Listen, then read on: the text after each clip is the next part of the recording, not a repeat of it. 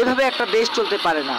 দেশের কল্যাণের জন্য নিবেদিত হতে হবে, দেশের মানুষের জন্য নিবেদিত হতে হবে। তা না হলে এই যে ক্ষমতা, সেই ক্ষমতা কিন্তু বেশি দিন স্থায়ী হবে না বলে আমরা মনে করি। আমরা চাই অনতিবিলম্বে যেই হত্যাকাণ্ডগুলো ঘটানো হয়েছে সেই হত্যাকাণ্ডের বিচার, এবং এই ঘটনাগুলোর সাথে যারা জড়িত তাদেরকে বিচারের আওতায় আনতে হবে, যাতে করে মানুষ স্বস্তিতে, শান্তিতে, নিরাপদে জীবনযাপন করতে পারে। আজকে দ্রব্যমূল্যে আগুন লেগেছে, আজকে দুর্নীতি বাড়ছে, পুলিশ প্রশাসন নিজেদেরকে রাজা মনে করছে। আমাদের এই দেশকে আমরা স্বাধীন, সার্বভৌম দেখতে চাই। আমরা কোনোভাবেই এই দেশকে অস্থিতিশীল দেখতে চাই না, পরাধীন দেখতে চাই না।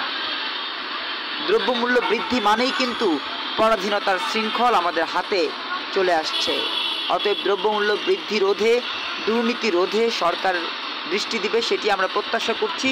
আমরা মনে করছি দেশের মানুষকে বাঁচানোই একটা সরকার প্রধানের প্রথম দায়িত্ব। সেখানে দেশের মানুষকে যখন নির্বিচারে হামলা করে আহত করা হচ্ছে, নিহত করা হচ্ছে, তার বিচারে সরকার প্রধান দায়িত্ব নেবে, সেটি আমরা প্রত্যাশা করি। আমরা মনে করি দেশ একটা অস্থিতিশীল পরিবেশের দিকে যাচ্ছে।